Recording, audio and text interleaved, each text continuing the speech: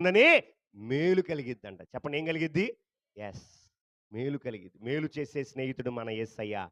సమాధానం ఇచ్చే స్నేహితుడు మన యేసయ్య. మన కోసం ప్రాణం పెట్టిన స్నేహితుడు మన యేసయ్య. మన కొరకు ఆయన ఇదిగో ఎడతెగక మనల్ని ప్రేమిస్తూనే ఉన్నాడు. శాశ్వత కాలం మొదలుకొని శాశ్వత కాలం వరకు ఆయన ప్రేమ మనల్ని విడువనిది. హల్లెలూయా! అట్టి స్నేహితుడు మనకు కావాలి. ఏవండి, మనల్ని నమ్మించి నట్టేట ముంచే స్నేహితులు కాదు మనకు కావాల్సింది. మనల్ని గేలి చేసి, గాలి చేసి, మనల్ని ఎగతాళి చేసి, మన కష్టాల్లో, నష్టాల్లో, కరువులో, కాటకాల్లో, వ్యాధుల్లో వదిలి వెళ్ళిపోయే స్నేహితులు పట్టుకొని వేలాడుతున్నావా? ఇది నాన్న నిజ స్నేహితుడైన నా యేసయ్యను పట్టుకో. ఆయన నిన్ను విడిచిపెట్టేవాడు తల్లి అయినా మరచినా మరుచునేమో కానీ నేను నిన్ను మరువనంటున్నాడు. హల్లెలూయా! మరువని స్నేహితుడండి, విడువని స్నేహితుడు, ఎడబాయని స్నేహితుడు నా ప్రభు అయినా. ఎంత మంచి దేవుడు మనకున్నాడు. ఆయనతో స్నేహం చేయండి దయచేసి. ఎవరితో? ఆయనతో స్నేహం చేయండి. లోక స్నేహాలు మానేయండి. లోక స్నేహము దేవునికి వైరమని మీరు ఎరుగరా? లోక స్నేహం అంట దేవునికి వైరం. లోకాన్ని మనం స్నేహిస్తే మనం దేవుడికి విరోధులమైపోతాం.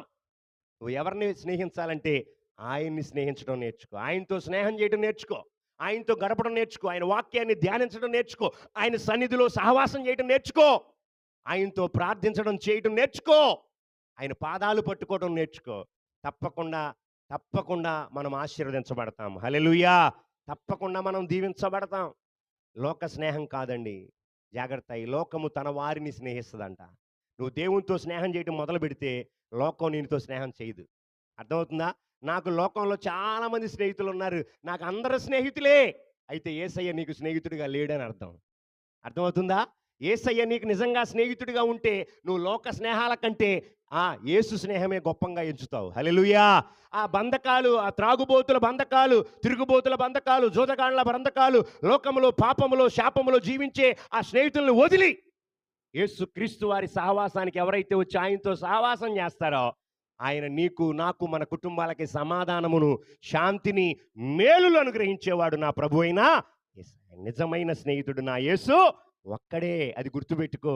ఆయనతో స్నేహం చేయటం మొదలుపెట్టు. ఈ రోజు నుంచి ఆయనతో స్నేహం చేయి. ఎవరు నాకు స్నేహితులు లేరని బాధపడొద్దు, దుఃఖపడొద్దు, ఏం కృంగిపోవద్దు. బైబిల్ తీసుకో. ఒంటరిగా ఉన్నావా? తీసి చదువు. ప్రభు నీతో మాట్లాడుతున్నాడు. ఆమేన్.